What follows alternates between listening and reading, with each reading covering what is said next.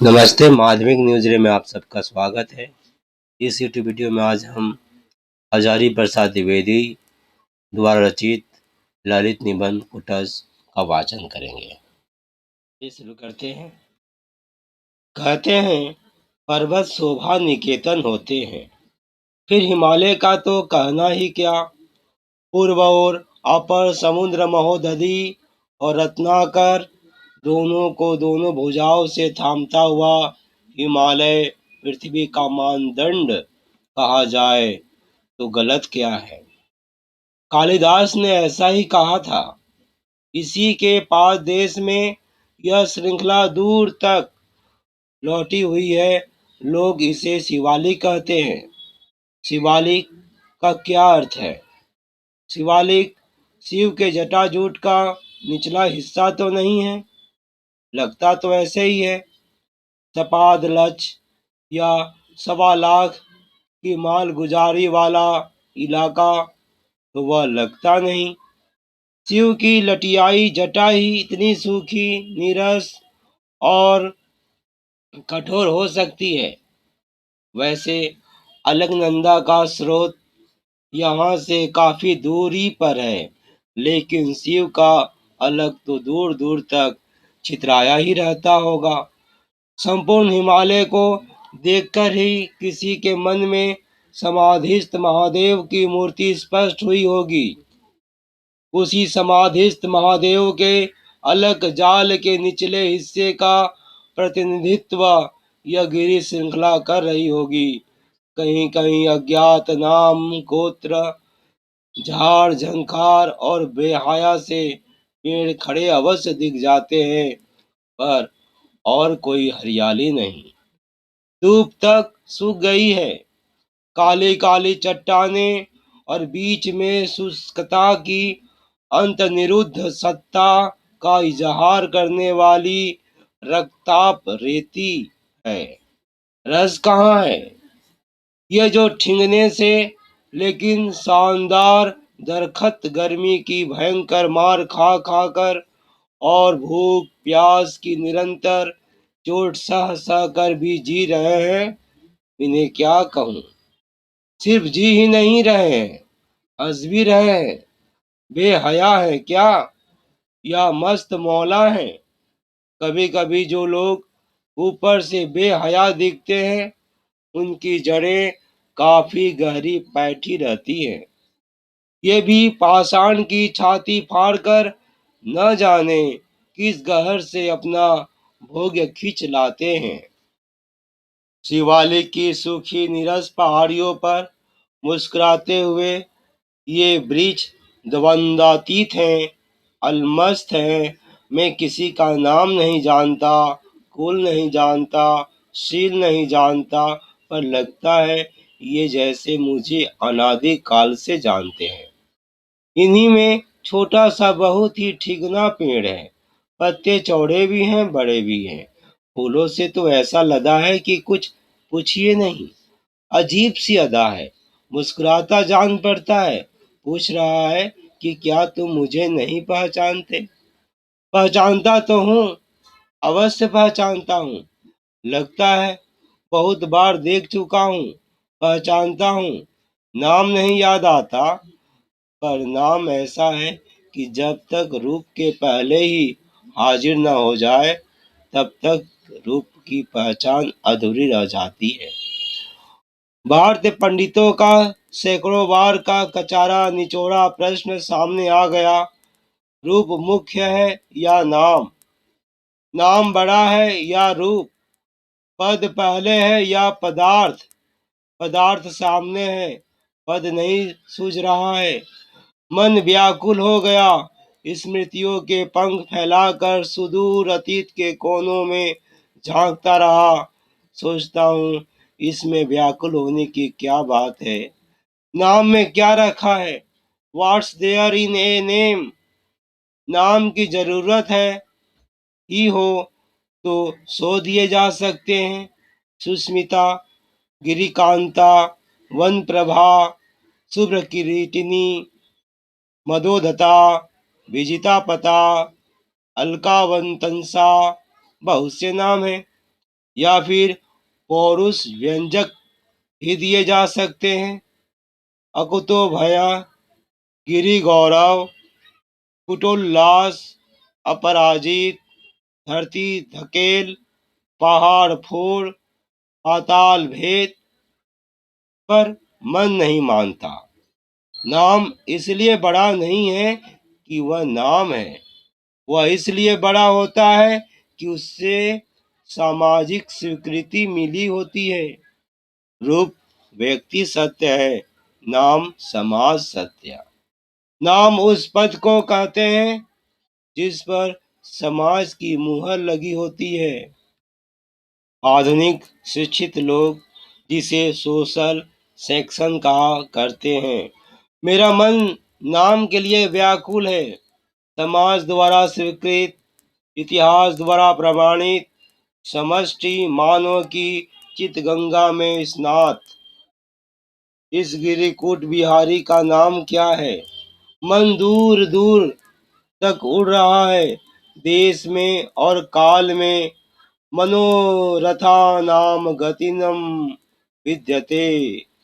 अचानक याद आया, अरे यह तो कूटज है, संस्कृत साहित्य का बहुत परिचित किंतु कवियों द्वारा अपमानित यह छोटा सा शानदार ब्रिज कूटज है।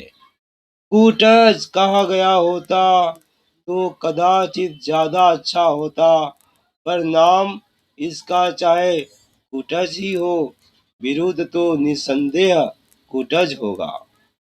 गिरिकूट पर उत्पन्न होने वाले इस ब्रिज की कूटज कहने में इस ब्रिज को कूटज कहने में विशेष आनंद मिलता है।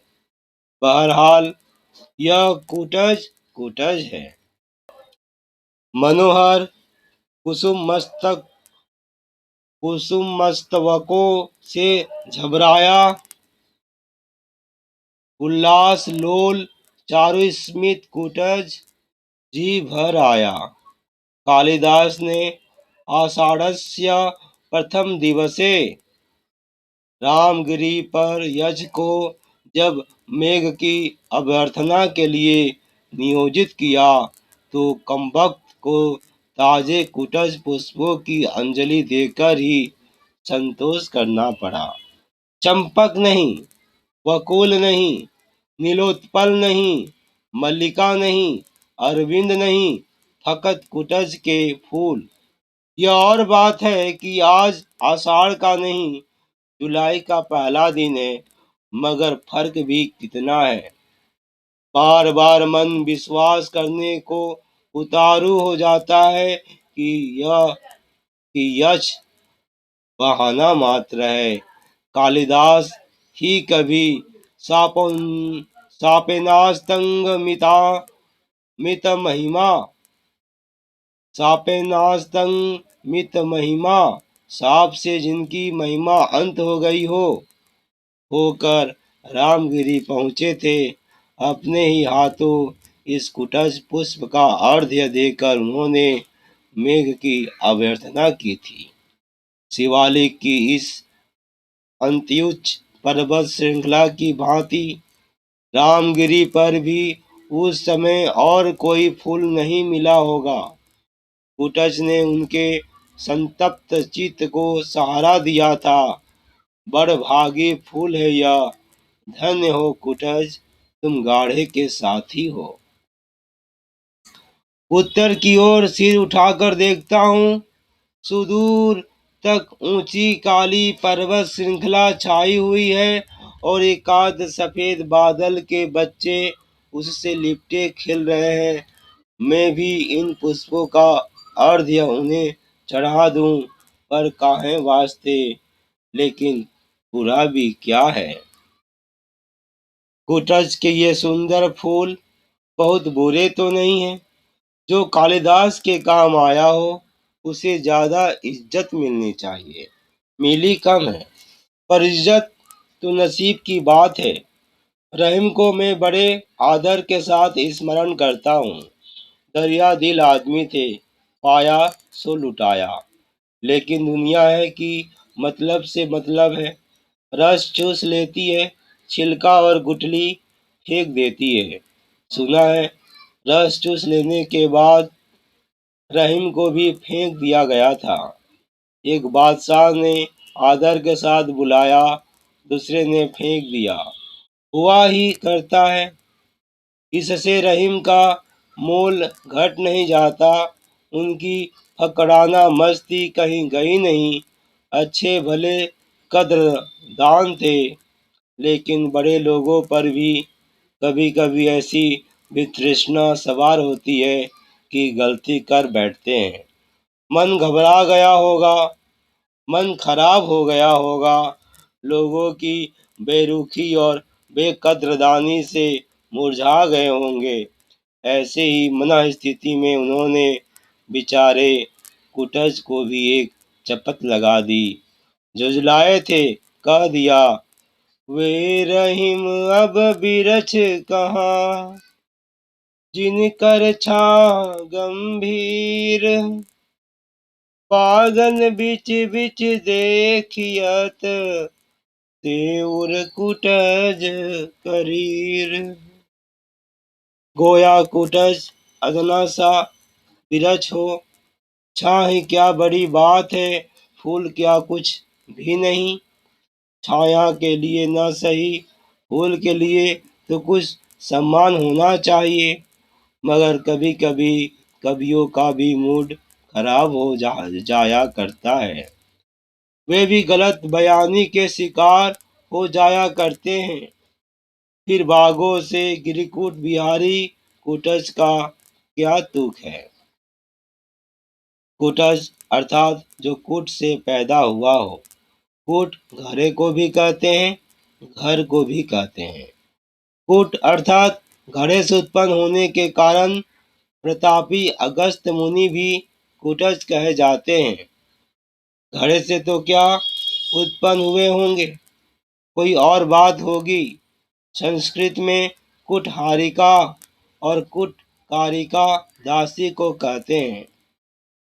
क्यों कहते हैं? कुटिया या कुटीर शब्द भी कदाचित इसी शब्द से संबंध है। क्या इस शब्द का अर्थ घर ही है? घर में काम काज करने वाली दासी कुटकारिका और कुटहारिका कही जा सकती है। एक जरा गलत ढंग की दासी कुटनी भी कही जाती है। संस्कृत में उसकी गलतियों को थोड़ा अधिक मुखर बनाने के लिए उसे कुटनी कह दिया गया है। अगस्त मुनि भी नारद जी की तरह दासी के पुत्र थे क्या?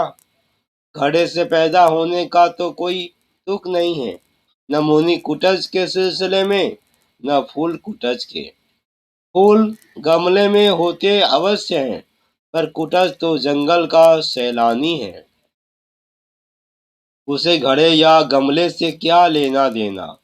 शब्द विचारोत्तेजक अवश्य है, कहाँ से आया? मुझे तो इसी में संदेह है कि यह आर्य भाषाओं का शब्द है भी या नहीं। एक भाषा शास्त्री किसी संस्कृत शब्द को एक से अधिक रूप में प्रचलित पाते थे तो तुरंत उसकी कुलीनता पर शक कर बैठते थे। संस्कृत में कुटज रूप भी मिलता है और कुटच भी। मिलने को तो कुटज भी मिल जाता है। तो यह शब्द किस जाति का है? आर्य जाति का तो नहीं जान पड़ता। सिल्वा लेवी कह गए हैं कि संस्कृत भाषा में फूलों, वृक्षों और खेत बागवानी के अधिकांश शब्द आग्नेय भाषा परिवार के हैं। यह भी वहीं का तो नहीं है। एक जमाना था जब ऑस्ट्रेलिया और एशिया महाद्वीप मिले हुए थे। फिर कोई भयंकर प्राकृतिक विस्फोट हुआ और ये दोनों अलग हो गए। 19वीं शताब्दी के भाषा विज्ञान पंडितों को यह देखकर आश्चर्य हुआ कि ऑस्ट्रेलिया के सुदूर जंगलों में बसी जातियों की भाषा एशिया में बसी हुई कुछ जातियों की भाषा से संबद्ध है। भारत की अनेक जातियां वह भाषा बोलती है, जिसमें संथाल, मुंडा, आदि भी शामिल हैं। शुरू में इस भाषा का नाम ऑस्ट्रो एशियाटिक दिया गया था। दक्षिण पूर्व या अग्निकोण की भाषा होने के कारण इन्हें आग्नेय परिवार भी कहा जाने लगा। अब हम लोग भारतीय जनता के वर्ग विशेष को ध्यान में रखकर और पुराने साहित्य का स्मरण करके इसे कोल परिवार की भाषा कहने लगे हैं। पंडितों ने बताया है कि संस्कृत भाषा के अनेक शब्द जो अब भारतीय संस्कृत के अविच्छेद्य अंग बन गए हैं, इसी श्रेणी का भाषा के हैं। कमल, कुमंग, कुडमल, कमल, कुडमल, कंबू, कंबल, तांबुल आदि शब्द ऐसे ही बताए जाते हैं। पेड़ पौधों, खेतों के उपकरणों और औजारों के नाम भी ऐसे ही हैं। कुटज भी हो तो क्या आश्चर्य। संस्कृत भाषा ने शब्दों के संग्रह में कभी छूत नहीं मानी। न जाने किस किस नस्ल के कितने शब्द उसमें आकर अपने बन गए हैं। पंडित लोग उसकी छानबीन करके हैरान होते हैं। संस्कृत सर्वग्रासी भाषा है। यह जो मेरे सामने कुटज लहराता पौधा खड़ा है, ये जो मेरे सामने कुटज का लहराता पौधा खड़ा है, वह नाम और रूप दोनों में अपनी अपराजय जीवनी शक्ति की घोषणा कर रहा है। इसीलिए ये इतना आकर्षक है। नाम है कि हजारों वर्षों से जीता चला आ रहा है। कितने नाम आए और गए, दुनिया उनको भूल गई, वे दुनिया को भूल गए, मगर कुटज है कि संस्कृत की निरंतर स्पीयमान शब्द राशि में जो जम के बैठा सो बैठा ही है। और रूप की तो बात ही क्या है, बलिहारी है इस मादक शोभा की। चारों ओर कुपित यमराज के दारुण निश्वास के समान धधकती लू में यह हरा भी है और भरा भी है। दुर्जन के चित्त से भी अधिक कठोर पाषाण की कारा में रुद्ध अज्ञात जल स्रोत से बरबस रस खींचकर सरस बना हुआ है और मूर्ख के मस्तिष्क से भी अधिक सूने गिरी कांतार में भी ऐसा मस्त बना है कि ईर्ष्या होती है। कितनी कठिन जीवनी शक्ति है। प्राण ही प्राण को पुलकित करता है। जीवनी शक्ति ही जीवनी शक्ति को प्रेरणा देती है। दूर पर्वत राज हिमालय की हिमाच्छादित चोटियां हैं। वहीं कहीं भगवान महादेव समाधि लगाकर बैठे होंगे। नीचे सपाट पथरीली जमीन का मैदान, कहीं कहीं पर्वत नंदनी सरिताएं आगे बढ़ने का रास्ता खोज रही होंगी। बीच में यह चट्टानों की उबड़ खाबड़ जटा भूमि है, सूखी, नीरस, कठोर। यही आसन मार कर बैठे हैं मेरे चिर परिचित दोस्त कुटच। एक बार अपने झबरीले मूर्धा को हिलाकर समाधि निष्ठ महादेव को पुष्प पुष्पस्तक पुष्पस्तक पुष्प पुष्पस्तबक का उपहार चढ़ा देते हैं और एक बार नीचे की ओर अपनी पाताल भेदी जड़ों को दबाकर गिरिनंदिनी सरिताओं को संकेत से बता देते हैं कि रस का स्रोत कहाँ है। जीना चाहते हो, कठोर पाषाण को भेद कर, पाताल की छाती चीर कर अपना भोग्य संग्रह करो। वायुमंडल को चूस कर, झंझा तूफान को रगड़ कर अपना प्राप्य वसूल लो।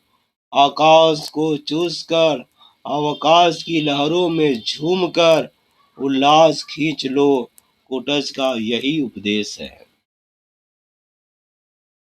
भितवा पाषाण पीठरम चितवा प्रभंजनी व्यथाम पितवा पाताल पाण्यम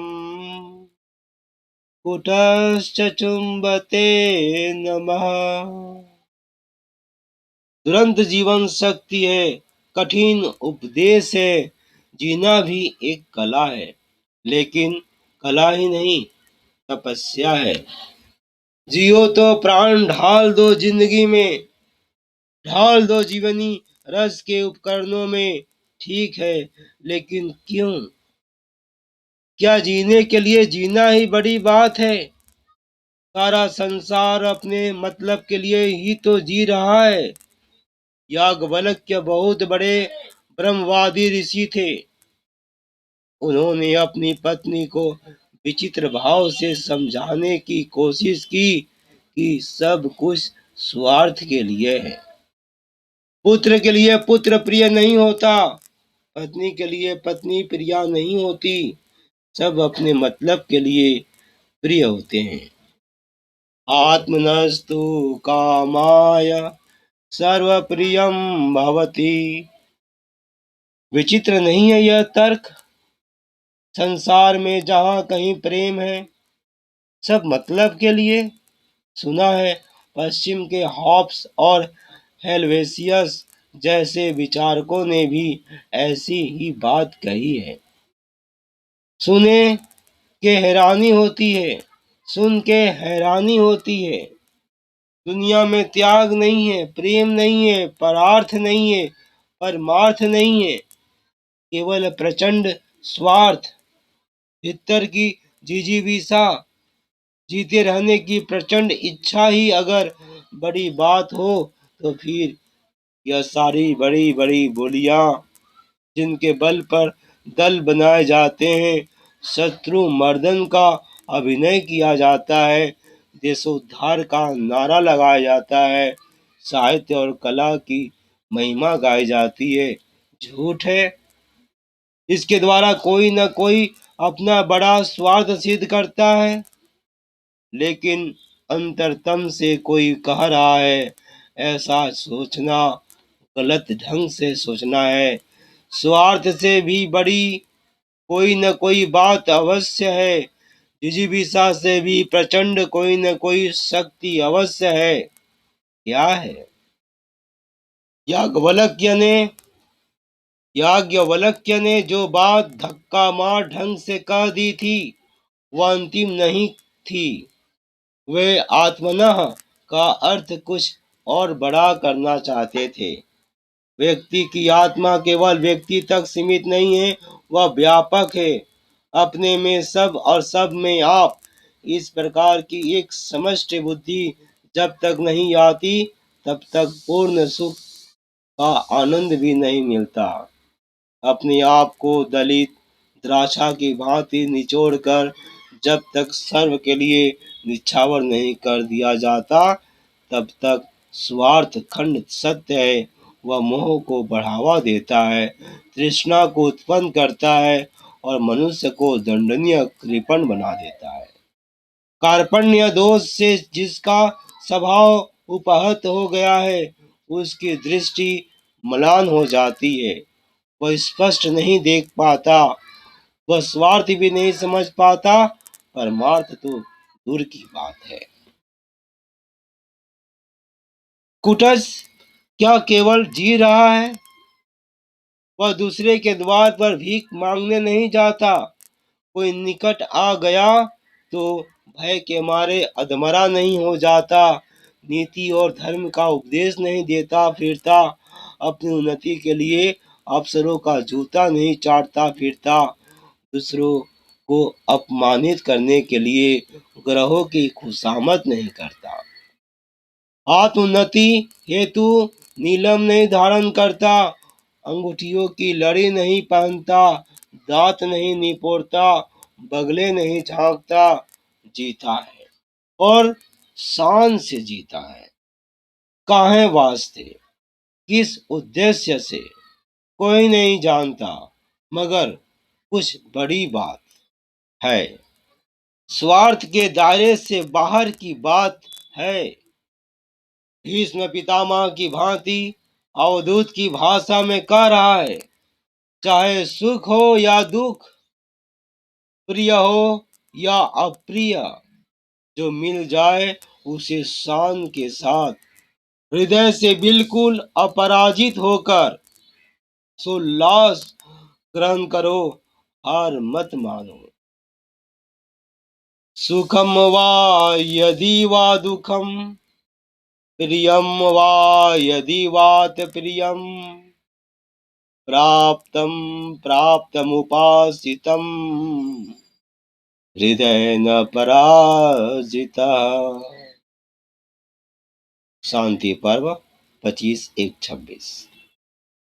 हृदय न पराजिता, कितना विशाल वह हृदय होगा जो सुख से दुख से प्रिय से अप्रिय से विचलित न होता होगा। कुटज को देखकर रोमांच हो जाता है। कहाँ मिली है यह कुतो भया वृत्ति, अपराजित स्वभाव, अविचल जीवन दृष्टि। जो समझता है कि वह दूसरों का अपकार कर रहा है, वह अबोध है। जो समझता है कि दूसरे उसका उपकार कर रहे हैं, वह भी बुद्धिहीन है। कौन किसका अपकार करता है, कौन किसका उपकार कर रहा है? मनुष्य जी रहा है, केवल जी रहा, अपनी इच्छा से नहीं। इतिहास विधाता को योजना के अनुसार किसी को उससे सुख मिल जाए बहुत अच्छी बात है, नहीं मिल सका कोई बात नहीं, परंतु उसे अभिमान नहीं होना चाहिए। सुख पहुंचाने का अभिमान यदि गलत है, तो दुख पहुंचाने का अभिमान तो नितांत गलत है। दुख और सुख तो मन के विकल्प हैं। सुखी वह है जिसका मन वश में है, दुखी वह है जिसका मन परवश है। परवश होने का अर्थ है खुशामद करना, दांत निपोड़ना, चाटुकारिता, हाँ हजूरी। जिसका मन अपने बस में नहीं, वही दूसरे के मन का छंदावर्तन करता है। अपने को छिपाने के लिए मिथ्या आडंबर रचता है, दूसरों को फंसाने के लिए जाल बिछाता है। कुटज इन सब मिथ्याचारों से मुक्त है। वह वशी है, वह बैरागी है। राजा जनक की तरह संसार में रहकर संपूर्ण भोगों को भोग कर भी उनसे मुक्त है। जनक की ही भांति वह घोषणा करता है, मैं स्वार्थ के लिए अपने मन को सदा दूसरे के मन में घुसाता नहीं फिरता, इसलिए मैं मन को जीत सका हूँ, उसे बस में कर सका हूँ। न हम आत्मार्थ विछामि, मनो नित्यम मनोन्तरे, मनो में निर्जितम तस्मात् वसे तिष्ठति सर्वदा।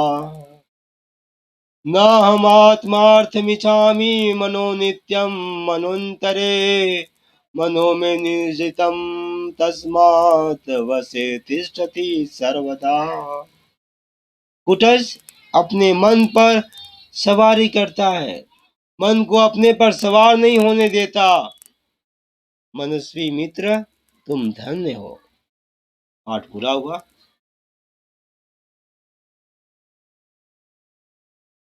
धन्यवाद।